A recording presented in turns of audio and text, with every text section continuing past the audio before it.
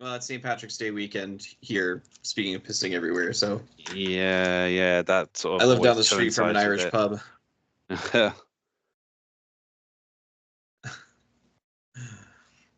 Well, hopefully nobody will pee on camera, which isn't a problem because your camera's not on. Yes. You could be peeing on camera right now, we wouldn't know. How do you know I'm not? There you go. Hi, everybody. Welcome to Smark Avengers. My name is Corey, and with me is just John. Dylan could not join us today. I'm sure there's a lovely excuse for that. I just don't know what it is. Do you? I'm assuming it's probably something St. Patrick's Day related. You would think so, being in Ireland. Yeah. But again, I don't know the culture well enough to know if the Northern Ireland versus Ireland thing, if there's any major differences there. I know I don't imagine there would be. Dylan likes a drink in general, but I think he likes a drink Oh. especially on St. Patrick's Day. I think if you watch the show enough, you would see that Dylan likes to drink. It is We're not on saying camera. It is documented. We're not saying he's got a problem. We're just saying he likes to Oh, drink. that's true. I will always be forever amused by the watch along we did where he ended the show an hour after we already ended the show. It's so fucking confusing. Well, so because Dylan will not be with us, and next week John won't be able to join us, I thought this would be an excellent opportunity to kind of play a game, do something interactive again. And that little thing is basically we're going to do a tier list. We've never done one of these for the show, so it's going to be a very first for us.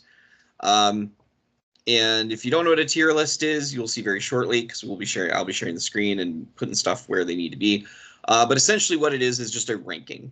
So traditionally you go S tier down to F tier, best is S, worst is F, and you just go through item by item. So because John and Dylan are both very Marvel people, specifically Spider-Man people, I thought it'd be interested to. I'm interested in seeing how they would take that knowledge and apply it to the world of the Batman rogues, because there's the Sinister Six in the Marvel world where the villains all get together to work against Spider-Man, and they don't do that shit in DC, mainly because I think the villains just hate each other that much. I think aside from the movies where there's like the team ups from like the Schumacher era, in the Tim Burton era, the last time there was a big villain team up was the original '60s Batman movie, which but was a classic. Yeah, I do enjoy that movie. It's one of my favorites. Mm-hmm. So it's gonna be simple. Let me make sure I have the right tab up. I do.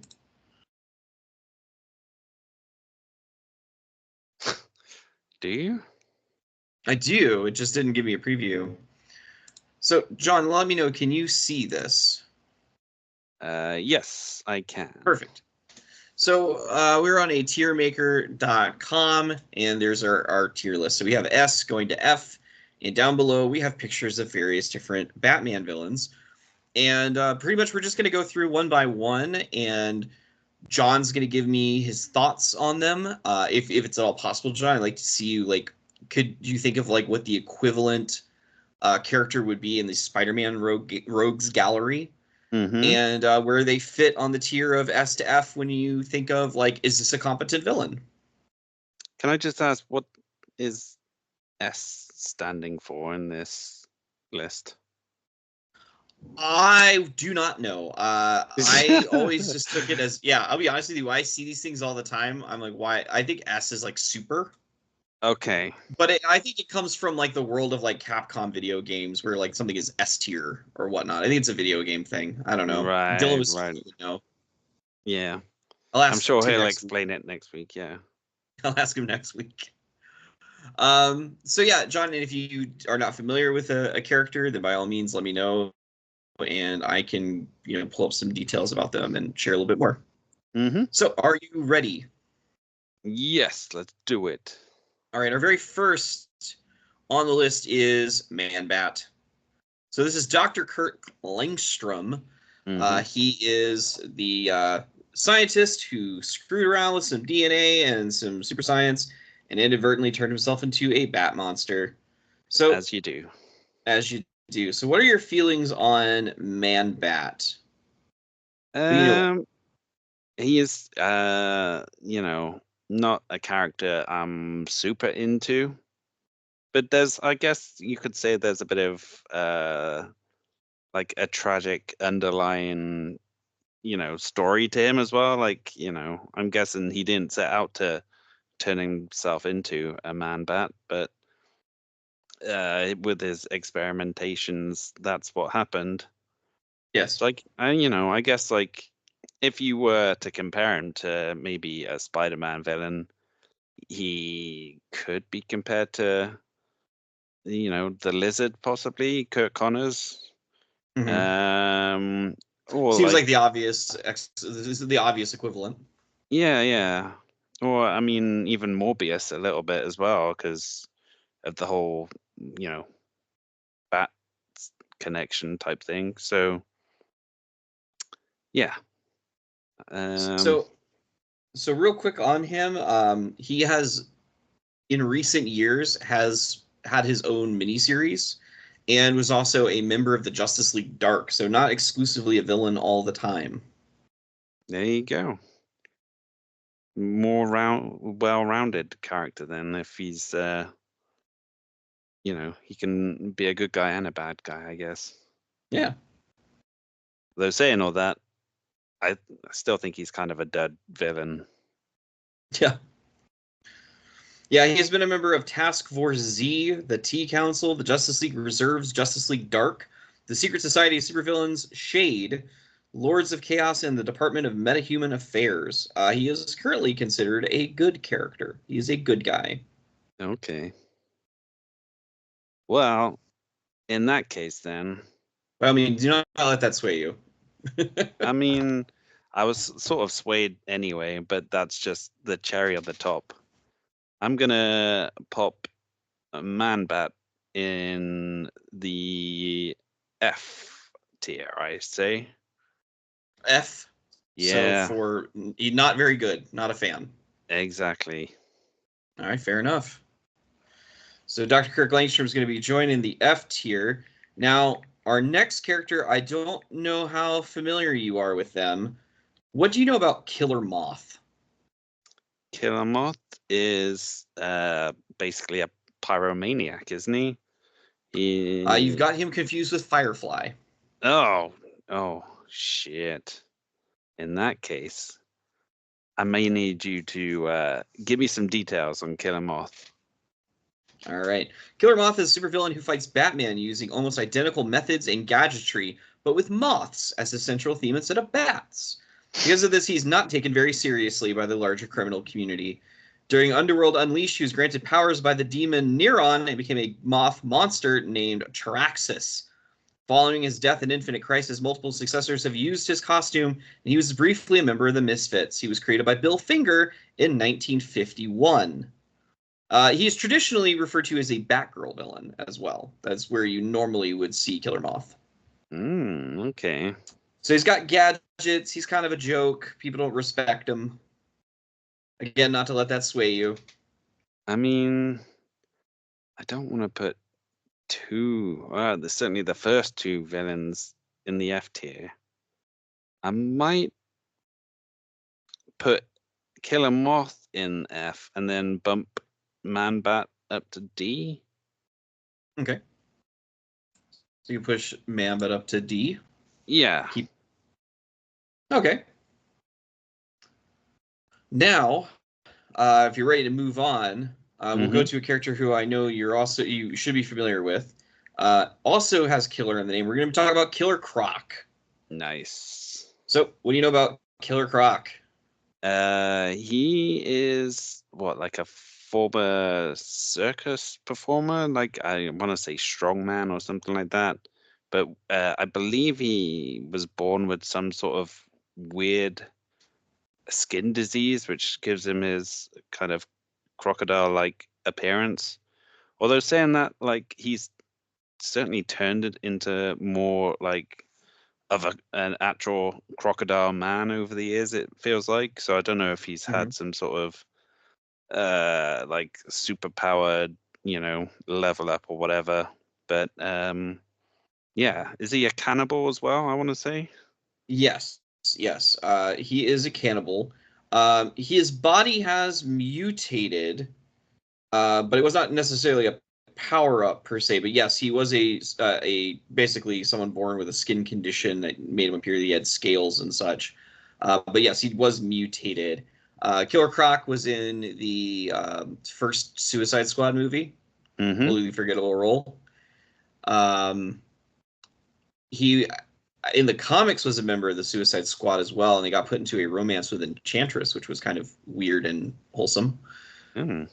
But yeah, no, Killer Croc also was a member of Gotham City Monsters. I remember that team up book. That was an odd one. Who else was in that? Gotham City Monsters, coincidentally enough, Man-Bat, Oh, Lady Clayface, I Vampire, and Frankenstein and Orca, and I think wow. Batwoman also. Mm, interesting. Yeah, it was an interesting little book. It was only a little 6-issue mini. Mm-hmm. Yeah, it was there was some sort of there was a storyline in the Batman title where I can't remember who it was. It might have been like Hugo Strange unleashed some sort of thing that made people mutate and turn into monsters. And there was a part of Gotham that was like completely fucked up, and they called it Monster Town, and that's where Killer Croc was like hanging out and living for a while. Do Mm-hmm. you remember? Do you remember in Marvel when there was Mutant Town for a while? Yeah, yeah, yeah. No, they had Monster Town in Gotham. Lovely. It's nice that the monsters had a place to call their own. Ah, see, exactly. They're free to do all of their monster stuff at their own leisure. So yes, where would you put Killer Croc on your list? I'm sort of torn between B and C because I Okay, don't think he's like he's obviously not the tippy top, but he's someone who's like appeared in like a fair amount of things over the years, and really he's memorable boss fight in the Arkham Asylum game. yeah, exactly. Sneaking around the sewers, very panic-inducing. Mm-hmm. Yeah, for that reason, I reckon I will put him in the B tier. E tier. Okay. All right. Well, next up is we have the Demon's Head, Ra's al Ghul. We talked about him pretty recently on an episode of the show that will never see the light of air because it seemingly never recorded. Mm. But John, what do you know about Ra's al Ghul? Yeah, like you say, he's seemingly immortal. Like he uses the Lazarus pits to, keep himself alive after all these years. But then every time he uses it, it makes him go slightly more mad. He's the head of the League of Assassins. And I think he kind of wants Batman to come and join him as well, doesn't he? Yeah, he's been looking for an heir Mm-hmm. because I think the thing about living so long, and I think he's very aware of the fact that his body is deteriorating and will not stand up for much more in the way of resurrection, like mentally. So he's Mm-hmm. been looking for an heir for a long time, and like several characters have been close to being heirs. I know he wanted Bane to be an heir for a while. He wanted Azrael to be an heir for a while. I still think that Bruce is his number one on the bucket list. He doesn't he have two daughters as well? Like that's a bit of a slight on them. Yes. Yeah, he's got Talia and Nisa. Mm. And he had a son for a while who is secretly albino. That was like that's a whole Grant Morrison story there, right there. Basically, Ra's al Ghul died and his body was destroyed, and the League were trying to resurrect him, and they wanted to put his soul into Damien's body because he needed someone of his bloodline. Yeah. And then it was realized that like this acolyte that he had was like secretly his son, so Ra's al Ghul got put into an albino body for a while. Okay. He is currently dead, by the way. Oh. Yep, got shot in the head and not resurrected. So he is not in the DC world at the moment. Who shot him in the head? I cannot remember. It's- Because immediately my first thought went to KG Beast, but like it can't always be KG Beast shooting people in the head. Yeah. Hmm. See, I've never been a huge fan of Ra's al Ghul, but I guess like, Batman Begins sort of upped his profile a little bit. Um, so even though he is, just basically an old man with a sword and I guess an army of assassins, I don't Incredibly know. skilled hand-to-hand combatant. Yeah, pretty devious as well. Mhm. I think I might pop him in the B tier as well. But again, I might change this as we go along. By the way, it was somebody disguised themselves as Deathstroke that killed him. Oh, okay. Yeah, so we'll put Ra's al Ghul in the B tier. All right. Next up is a character we have spoken about at length a couple of times in the past. It's the man who broke the bat, Bane. Nice.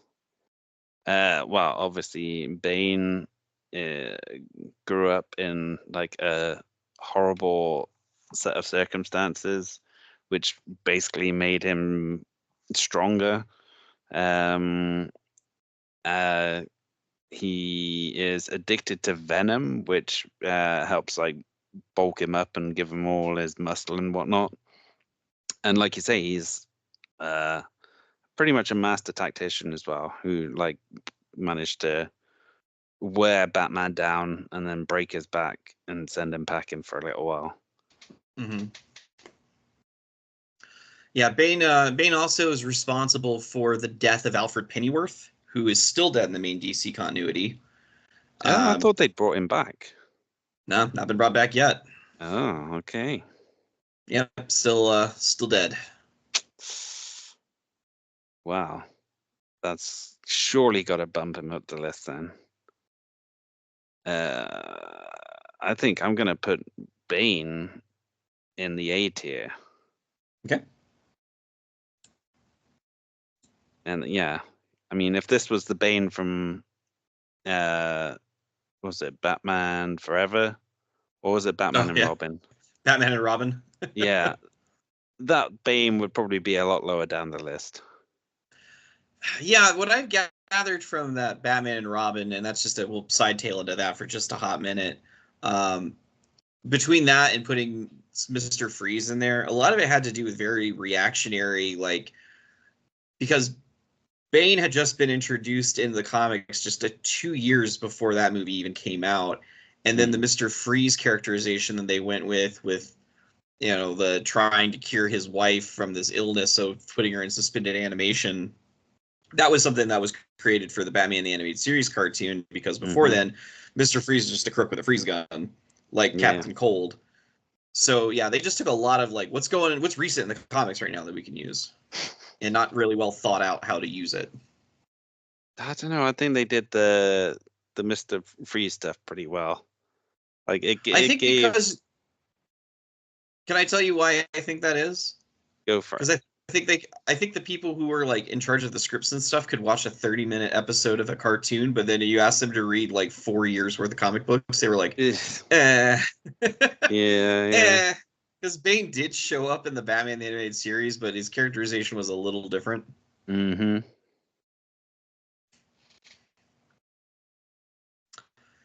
So up next, we have the woman who almost married Batman not that long ago, Catwoman. There you go. Selena Kyle. Yep. Um, I mean, yeah, she's a cat burglar basically, but she's yeah, like an anti-hero really. She's certainly been villainous in the past, but she has a conscience as well, so she's not altogether bad. But I guess she's probably one of the most long-standing Batman villains. Oh Um, yeah, she's been around for a long time. yeah, and like you say, she has more of a personal connection with Batman and Bruce as well. So I think that makes her pretty important in the grand scheme of things. Like I it's hard to rate her because, like I say, she isn't like an outright villain. There's been times, I guess, where didn't she like try and basically take over her like gangster father's criminal empire for a little bit and stuff like Yeah, that. yeah. So like the most recent kind of stuff, because Catwoman is one of these characters that has had a very long running solo title. Mm. Probably one of the best comics if you're ever going to dive into reading like Catwoman comics. Um, Ed Brubaker and Darwin Cook, that run that they had together was amazing, Mm-hmm. and makes you respect the character of Slam Bradley, the original lead role of Detective Comics, who Dylan has always been used by his name. Yeah. Uh, but no, Catwoman. There was recently a storyline called Gotham War, in which Catwoman and Batman were having a philosophical crisis that was also Bruce was getting manipulated by some psychological training that he was not unaware that he'd been put under. Mm-hmm. But pretty much like what Catwoman was doing is she was taking people who were usually serving as henchmen to other big name mob families or super criminals and teaching them like, here is how you identify the right people to steal from, and basically just kind of doing a Robin Hood thing, teaching people how to steal from the rich so that people who weren't going to miss the money that much, and then how to lay low afterwards so that they could like ease their way into a legitimate lifestyle whilst also not putting them back into the hands of criminals and henchmen as henchmen. Mm. Yeah, yeah. So like big debate there, and that was one of the more recent big Catwoman storylines. Well, this is another tough one. I think if you're ranking them in terms of pure villainy, she wouldn't be that high up the list. But she's such an iconic character, and she has that personal connection with Batman, and she was played by Michelle Pfeiffer. So I'm going to put her in the A tier, I'd say. Okay. Now, do you have any thoughts about Zoe Kravitz as her? Was it Zoe Kravitz? Yes, and she Yeah. was fantastic as well. I thought that was a very true to form Catwoman that Yeah, she yeah. played.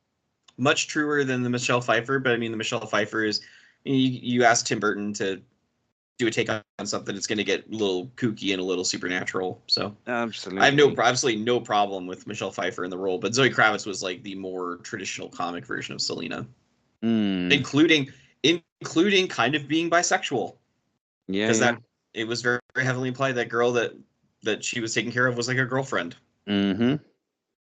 All right. Next up is a mercenary. He is Deadshot, more famously known for being a member of the Suicide Squad anymore.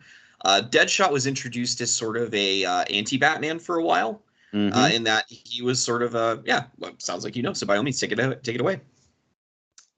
Am I right in saying he was basically dressed as like sort of a magician when he was first introduced? Like Yes, that was his original sort of gimmick. that was the And original then, look.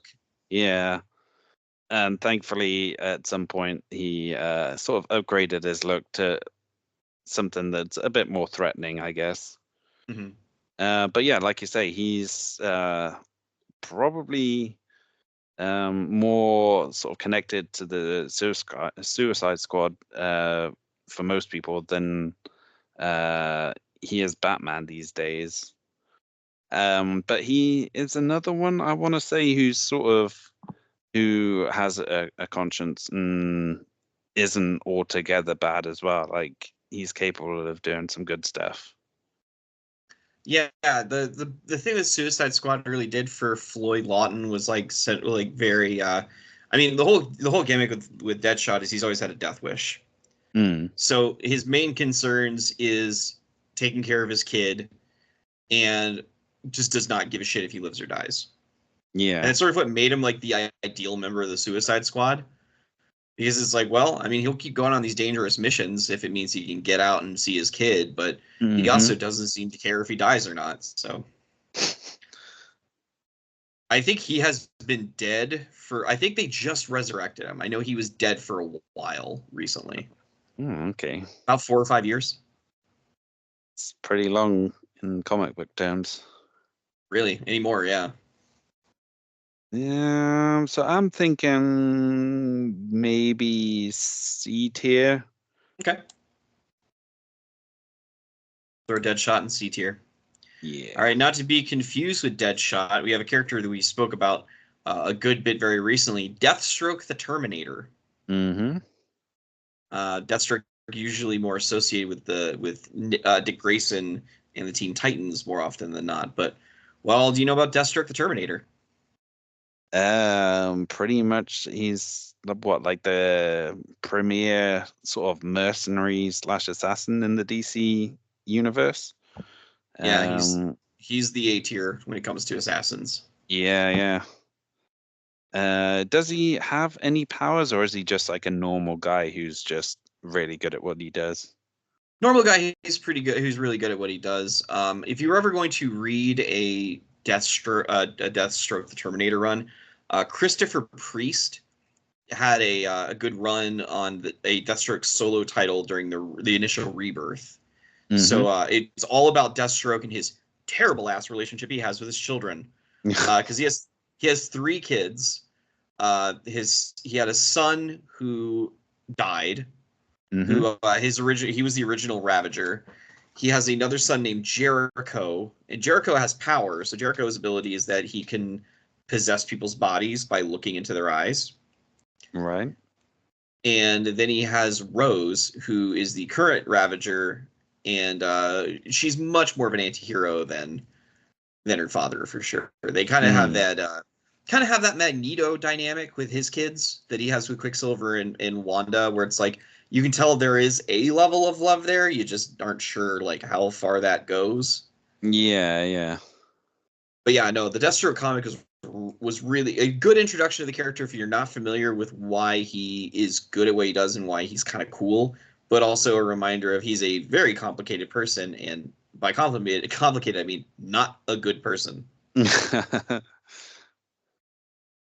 Well, I'm tempted to put him quite high. Maybe you stick him in B tier again. Okay. Because again, I think All he's right. someone who's not just a Batman villain. He kind of transcends Batman. Yes. He was they had a big crossover event, and he was the big bad at that big crossover event not that long ago. Mm-hmm. So up next, we have there's a version of him in the Marvel world that's a little more supernatural than this one, but we have Dr. Jonathan Crane, the Scarecrow. Nice. So what is your Psychiatrist, familiarity? isn't he? Yes. Yeah. He basically developed a fear toxin which he uses on people to make them see their worst fears, and I guess then uses that distraction to steal stuff or do whatever villainous things he wants to do.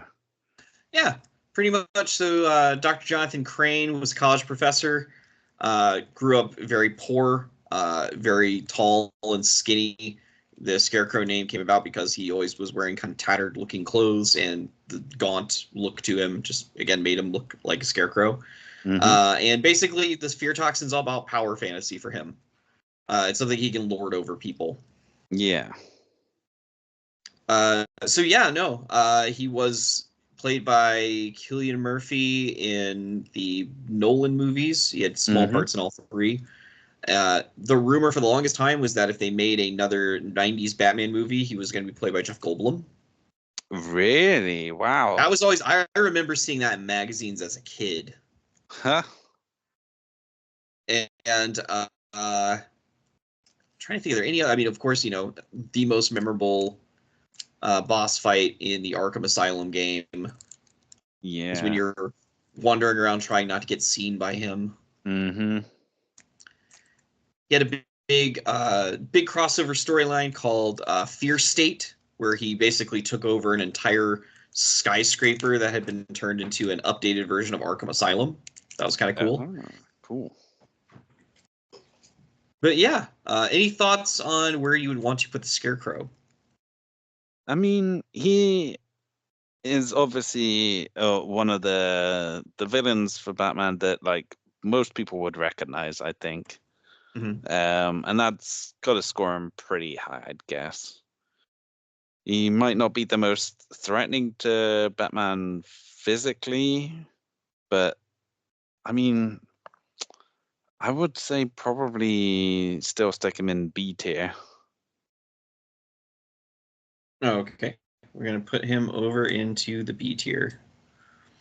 All right. Well, coming up is a character that you thought you were looking at earlier, but it is in fact Firefly. What do you know about Firefly? Well, I know for sure that he's a pyromaniac. And he also has like I guess like a similar costume to Killer Moth where he's got like Yeah, wings wings. and can fly about and stuff. I don't think he's been particularly successful in his criminal endeavors over the years. Um, so I think that's probably gonna count against him in this. Yeah. So yeah, Firefly is a pyromaniac, as you mentioned. He was played by Brendan Fraser in the unreleased Batgirl movie that got scrapped after the Warner Brothers Discovery merger went through. Hmm. Um, not honestly, not a lot. People don't really do a lot with Firefly, so there's not really too much to him aside from that, except for about I think 90% of his body is burnt because of that obsession with fire. He's kind of Yeah. like the trash can man from The Stand, if you're familiar with that book. I'm not familiar with the book, but I think I have watched the Oh, the mini miniseries series. Yeah, played by the great Matt Frewer, who we saw in the Generation X movie. indeed. There you go. All right, so where would you put Firefly? Um, I mean, clearly he's a lower tier villain, but Oh yeah, absolutely. I wouldn't say he's as low as Killer Moth. I will put him in the D tier. In D tier. Okay. Yes. All I've just right. noticed as well. Why does it go A, B, C, D, F? I don't know why there's not an well, because like in I don't know how your grade system works. This does not explain the S. I will tell you up front.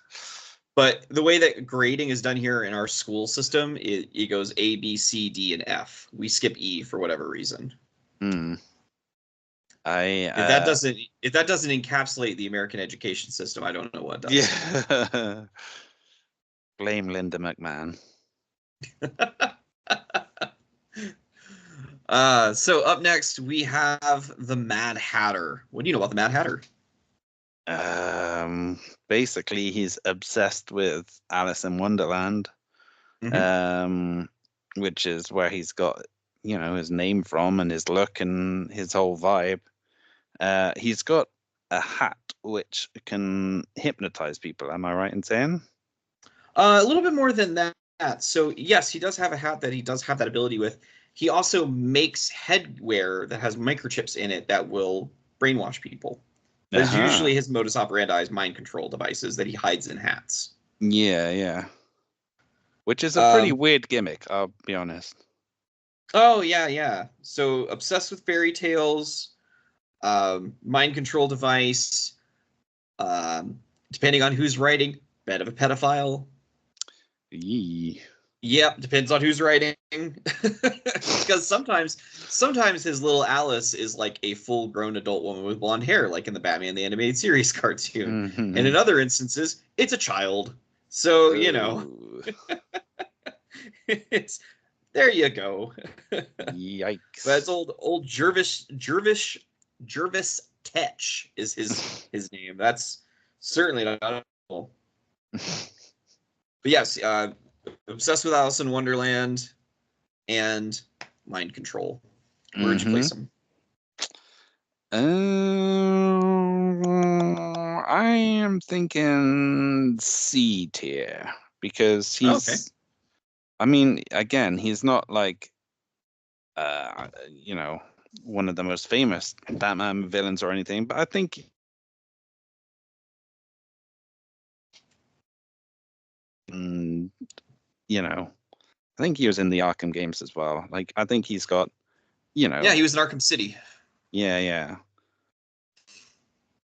He just played a part in a recent Detective Comics storyline where Commissioner Gordon, or the former Commissioner Gordon, killed a man that he had been sleeping with the man's wife, and it was revealed that the reason he did it was because there was some mind control, Mad Hatter mind control device in his glasses.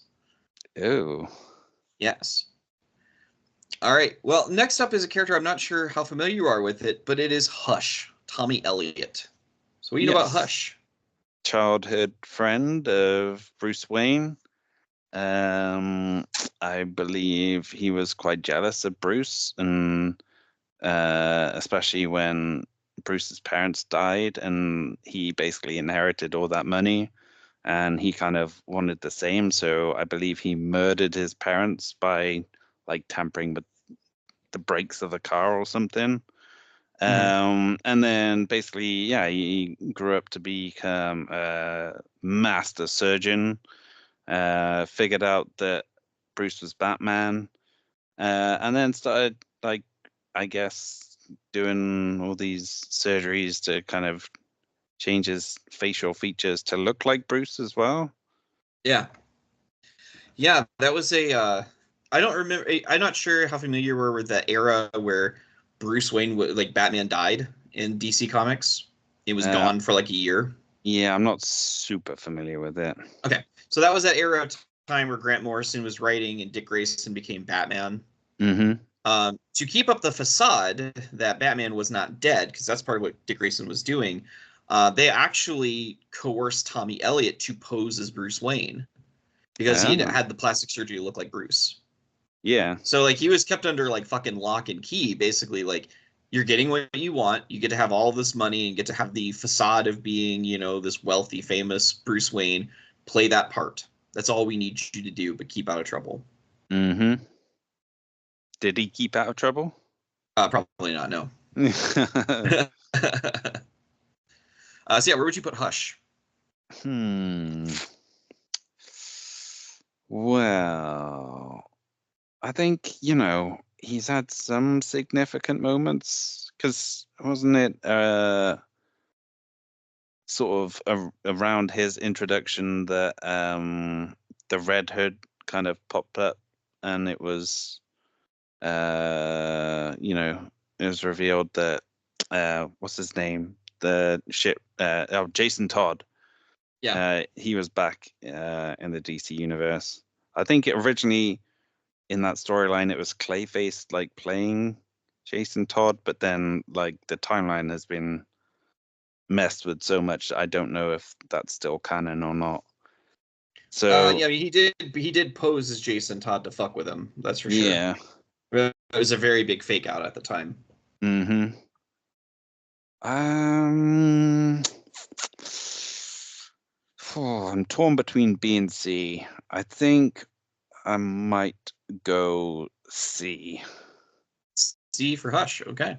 Yeah, I don't think he's done enough yet to get bumped up any higher. Okay.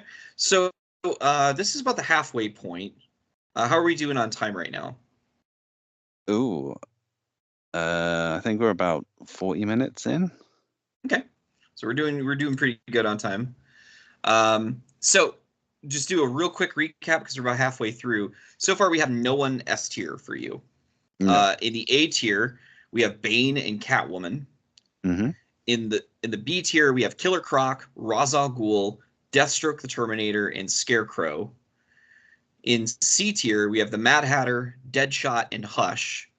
In the D tier, we have Man Bat and Firefly. In All by His Lonesome in the F tier, we have Killer Moth. Is there any changes you would like to make? No, not at the moment. Okay. All right. Well, moving forward, I will say this is the beginning of the controversial ones. Harley Quinn. I say controversial because Harley is depicted more of a hero these days. Not even necessarily an anti-hero, but just outright hero. Mm-hmm. Well, I mean, she did start life as basically a Joker fangirl, didn't she? Basically in love with him I'm willing to go along with his crimes and whatnot to please him. But it was a very abusive relationship, and I guess it was the realization of that which inspired Harley to split from Joker and turn over a new leaf. Mm-hmm. So yeah, again, she's sort of in Catwoman territory in terms of not an outright villain. Yeah. Yeah, that's what kind of puts her in that controversial area. Mm. So But she's a Harley super also. memory. Oh, sorry. Oh no, I was just gonna say, um, been a member of the Suicide Squad several times. Mm-hmm. Right now in a relationship with Poison Ivy, who's going to be coming up on the list later. Mm-hmm. But you were saying, Yeah, she's had some super memorable appearances in like the movies and stuff with well, how the hell have I forgotten her name? Margot Robbie. Margot Robbie, yes, yeah. I think that's gonna push her up Okay, kind of high. I'd say I'm putting her in the B tier. B tier. Okay, and well, probably the most iconic and the first ever Batman villain is we have the Joker. Mm-hmm. So, I can tell you what you know about the Joker, but it's Joker. But if you want to hit the highlights, by all means, please do. I mean, the Joker is the yin to Batman's yang. He's been around almost as long as Batman has. Like we, I guess we don't know his origins for sure, but if you want to believe the Killing Joke, like Batman played a part in the Joker's origins when the original Red Hood fell into a vat of chemicals or whatever, which bleached his skin and gave him his green hair and Richter smile. Mm-hmm. But yeah, I mean, let's face it, villains don't come as iconic as the Joker. So, I mean, it's pretty clear where he's going in this list. Okay, by all means. Top of the table. Yes. Top of the table. All right. Next up is character I'm not sure how familiar you are with, Dr. Hugo Strange. Yeah, he's another psychiatrist, I believe. Mm-hmm. But like a weirdly jacked psychiatrist. My psychiatrist would be incredibly thrilled with being referred to as that, by the way. I believe he is pretty intelligent as well. Didn't he work out that Bruce Wayne is Batman? He did. He's one of the first. Mm-hmm. In terms of memorable stories, though, I have no idea. I know he was like a big antagonist in the, I think, second Arkham game, Arkham City. Arkham City. Yeah. There was a period of time where he took Batman. He took the Batman identity and was running around dressed as Batman as well. Oh, really? Yeah. But yeah, really, he had like at one point faked his own death and started to manipulate Bruce Wayne through like guilt and making him believe that he was hallucinating by seeing him and such. Mm-hmm. Like, if if the Joker is sort of like villainy through insanity, then Hugo Strange is sort of the opposite in that way. Like he's insane, obviously, but he's also incredibly brilliant. Yeah. So like his psychological warfare is almost second to none. You say that, and it almost makes you feel guilty for saying I'm going to put him in the C tier. I'll be honest with you, I don't think many people will disagree with you. Yeah. He's not What a was your bad reasoning? villain, but like, he A guy. Yeah, basically. He's a guy. A crazy guy with a weird Abraham Lincoln beard. All right. Up next is one of the newer villains on here. It's the picture just depicts one of them, but I'm going to go with not only Talon, but the Court of Owls in total. What do you know about the Court of Owls? They are like a group of secret like millionaires or whatever, but basically all the wealthy families of Gotham who've been ruling Gotham behind the scenes for the last couple of centuries or whatever. And yeah, they have like the Court of Owls, which is I guess like they send people out to kind of do their bidding and like manipulate situations so they keep getting richer and Gotham keeps chugging along the way they want it to chug along. Yeah. And then Talon, I guess, is their sort of chief assassin type thing. Yeah, so there is many Talons. Okay. They're kind of these undead, like fast healing assassins that are kind of kept in a state of suspended animation until needed. Mm-hmm.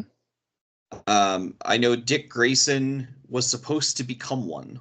That he got picked as a kid to be turned into a Talon, but obviously that did not happen when his parents died. Mm-hmm. So yeah, where would you put the Court? I mean, I think that whole first storyline was brilliantly done in the comics. I think I wouldn't be surprised if that's sort of adapted into the movies at some point. Like it's sort of heavily rumored that they might be involved in like a future Batman movie. So I would say they have made a pretty big impact in a pretty short amount of time. So I'm gonna put them in the B tier, I reckon. Okay. All right. Up next, we have the Penguin. Oswald. Yes. So, how familiar you are with Oswald Cobblepot? Oh, well, I mean, who isn't familiar with Oswald Cobblepot? He is basically a gangster, but he also runs his own little club called the Iceberg Lounge.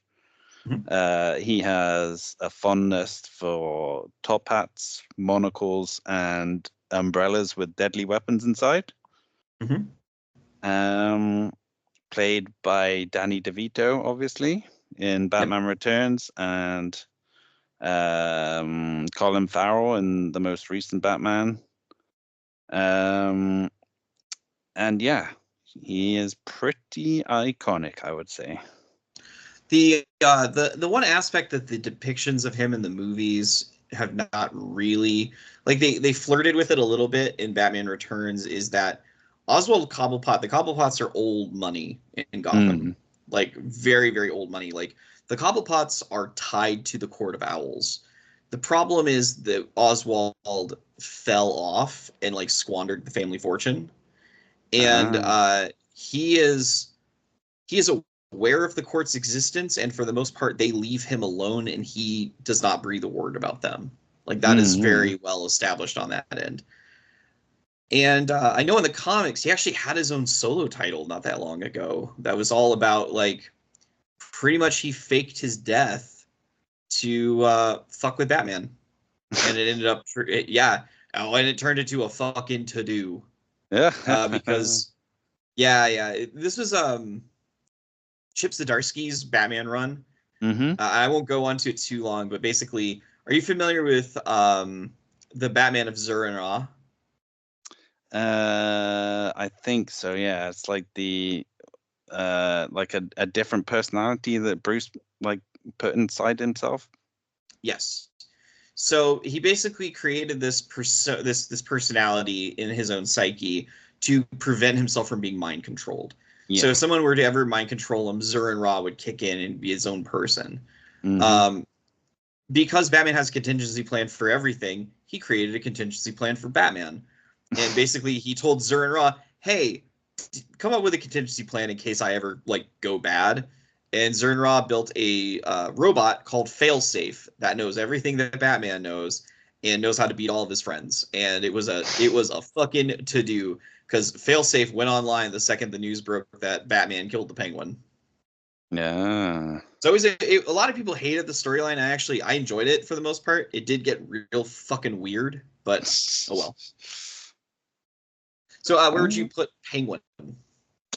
For a guy who's basically just a short guy with an umbrella, I'm gonna rank him in the S tier, I reckon. S tier, okay. Yeah, he's right up there as one of the most iconic Batman villains. All right. Up next, we have the eco-terrorist herself, Poison Ivy. What do you know about Poison Ivy? That is Pamela Isley, who was like, I guess, like scientist to do with plants and stuff. And then, as tends to be the case, like some chemicals get mixed in there somehow, and she's got all the powers of being able to like talk to the plants and control them and do stuff with them. Like I guess, uh, manipulating people, like getting them to sort of fall under her thrall and fall in love with her. And yeah. So she's basically sort of like I was going to say eco-terrorist, but is she really? Would you really classify her as a terrorist? I guess. I would. She's Yeah. I mean she is about like a lot of her depictions have been about her destroying like kind of human constructed, like she sees herself almost more plant than person. Yeah. And I remember she has her own solo title, as a lot of Batman villains do, come to think of it. And in it, I remember there was a scene where she was basically attacking and killing vegans. And the vegans were like surprised that she was doing that. With her whole thing is like, you're eating plants. Yeah. That's me. She's like, I'm a carnivore, like I don't eat plants. That's me. But yeah, That no, begs the she's question: what actually does she eat then if she's not eating? people. No, Yeah. she right now she is very closely tied to Swamp Thing of all people, Oh. because they have written into her character that she's now very, very much tied to the green, which is the elemental force of nature in the DC world. I mean, that makes sense. Yeah. And also, yes, she is toxic to other people, and except for Harley Quinn, who she gave an antidote to, so that they could, you know, not have to worry about accidentally killing each other. Ah, true love. Indeed. So I'm gonna rank Poison Ivy pretty high as well. I'm gonna say she's A tier. A tier. Yeah. All right, here's a character I'm not sure how familiar you are with. Professor Pig. Yeah, I mean, he's someone who I mostly know through the video games, Okay. but what is he like? I don't know if he is an opera singer or if he is just like a mad butcher who sings opera. Um, but yeah, that's about it, really. So Professor Pig is considered one of the most dark and disturbing of Batman villains. He is a twisted surgeon obsessed with the myth of Pygmalion and notions of physical perfection. Due to this, he kidnaps Gotham citizens to horrifically transform them into his obedient Dolotrons. He is also the leader of the Circus of Strange, a syndicate of circus-themed metahuman freak criminals. I mean, he is a pretty memorable looking character, I guess. And he does have bags of weird personality. But Mm-hmm. I mean, in terms of like big impact and stuff, I don't think he's gonna rank that highly. That's fair. I think I might stick him in the D tier. D tier. Professor Yeah. Pig.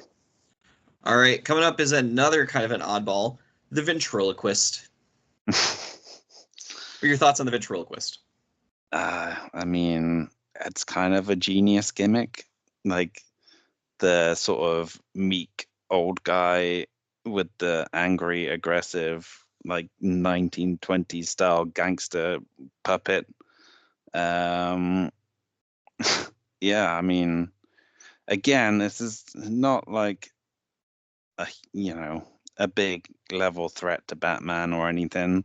He's more of I guess, like a joke character, but he is quite memorable. Mm-hmm. I am thinking. I don't. Let's just stick him in D as well. Okay. So here is I want to say the last of the kind of controversial ones. This is Jason Todd, the Red Hood. So when Jason was resurrected, he originally returned as the Red Hood, the original identity of the Joker, the man who killed him, and basically became kind of a Punisher anti-hero type. Yes. Not afraid to kill if it meant, taking bad people off the streets. Mm-hmm. Often right now he is friendly with the Bat family. They are on good terms. But that's the problem with Jason and the rest of the family. They don't always stay on good terms. Yeah.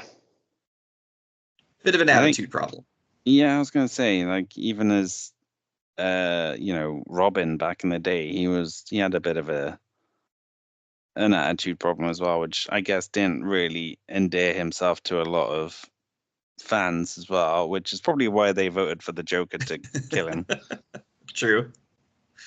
Yeah, I mean, his story is kind of one laced in tragedy, and like I guess there's the personal connection with Batman as well.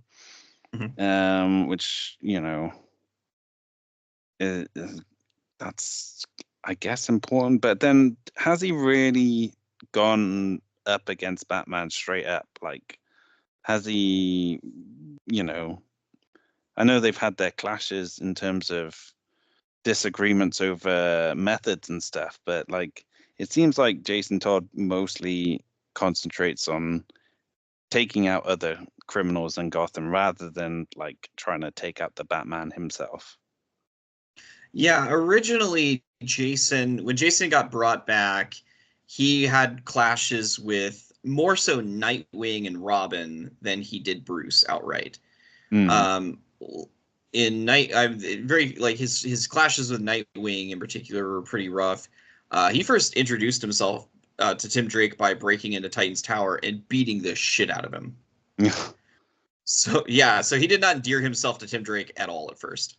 But yeah, no, he much more of an anti-hero than he ever was a criminal. And that's why kind of like I'm not really sure why when the person created this tier maker they put him on the list, but he's there. Yeah, I don't think he's, well, one, I don't think he fits the mold of like an out and out villain anyway. But in terms of Batman villains, I don't think he's high on that list either. Where do I want to put him? It's either going to be C or D. Okay. I'm going to go D, I think. D, okay. Yeah. All right. Next up, he was born on a Monday, christened on Tuesday. The rest of that rhyme. It's Solomon Grundy, the Revenant of the DC Comics world, been around since forever. He was the original Green Lantern's villain. But yes, the resurrected gangster out of Slaughter Swamp. Every time he dies, he comes back a little bit different. It's a pretty cool gimmick. Yeah, he's got that really cool look about him as well. And like you alluded to, the rhyme. Am I right in saying that's basically the only thing he can say as well? Sometimes. So every time that Grundy dies and comes back, he comes back different. Okay. So there was a Justice League storyline where when Solomon Grundy came back, he was actually incredibly intelligent, and like he was a problem for the Justice League because it's like, wow, not only is he super strong and indestructible, but now he's also brilliant. So it sort of like makes you long for the days when he was an idiot. Yeah, yeah. And he's like traditionally pretty tough to beat as well. He's like a big, strong dude. I am thinking maybe C tier. Okay. Yeah, I don't think I'd go higher than that. All right. Next up, he is Edward Nygma, the Riddler. What do you know about the Riddler? He really likes riddles. Who'd have thunk it? Truth. Yeah, he's obviously a super smart guy. Another one who figured out Batman's identity as well. I mean, kind of depends on what continuity you want to look at, but he was like heavily involved in the Year Zero storyline where Gotham got flooded and like turned into a bit of a lawless city as well. Mm-hmm. Yeah, I mean, he's as far as Batman villain goes, he's pretty memorable too. Some good movie appearances. Well, I say Mm-hmm. good, like yeah, the Jim Carrey version was I enjoyed it. it was wacky, as you'd Yes, it expect was from Jim yeah, Carrey. an ode to Frank Gorshin. Yeah, yeah. Whereas the Paul Dano version was a lot more sort of creepy, I guess. Oh yeah, absolutely. I mean, I would probably rank Riddler pretty high, actually. Okay. Uh, Riddler, who his episode from the Batman cartoon always stuck with me. Mm, The video is the video game one where he created that computer program about the labyrinth, and yes. Batman had to work through like a real version of it. Yeah, yeah, yeah. But yeah, no, Riddler is somebody who is desperate to prove to the world just how smart he is. Mm-hmm. I am thinking he's going to go in the S tier as well. Okay. All right. Next up, we have former District Attorney Harvey Dent, Two-Face. Well, this is going to be a tough one as well. Harvey, obviously, like you say, was former district attorney until he had some acid thrown into his face and burned off half his skin and hair, and basically sent him on a downward spiral where his personality split in half. And he had the good Harvey side and then the bad Two-Face side where he's more of a criminal, I guess. And then his deal has always been the two-sided coin with the like scarred side and the normal side, and Mm-hmm. flipping that to make his decisions. And yeah, like another one with sort of a close personal connection to Batman as well because of like being the DA and kind of they worked together a little bit before his accident.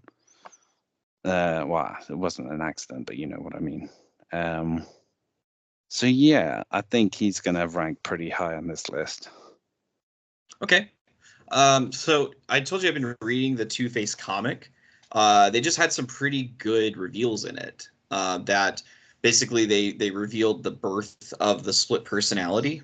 Mm, Um, it basically when he was a kid, he was alone, so he had an imaginary friend, and his mom. He had an abusive father, and his mom basically taught him like, "Hey, whenever you're feeling bad, tuck that bad feeling away somewhere else."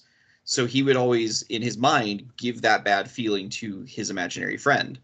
So the Two-Face side of him is basically this other being of him that has taken all of the pain and misery and suffering he's ever had in his entire life. And when Harvey got burned with the acid, it was enough trauma to allow him to manifest himself properly. Ah, interesting. Yeah, and the coin flipping compulsion comes from his father, who used to basically flip a coin to decide whether or not he was going to beat his son. Oof, that's pretty dark. Yeah, the Two Face comics are pretty dark. But yeah, it almost makes the scarred side of Harvey very sympathetic in that sense. Like, oh yeah, you have just basically you've carried the brunt of this guy's pain and misery his entire life. Yeah. No No wonder wonder you're he went so fucked up. crazy. Yeah. But yeah, where would you put Two-Face?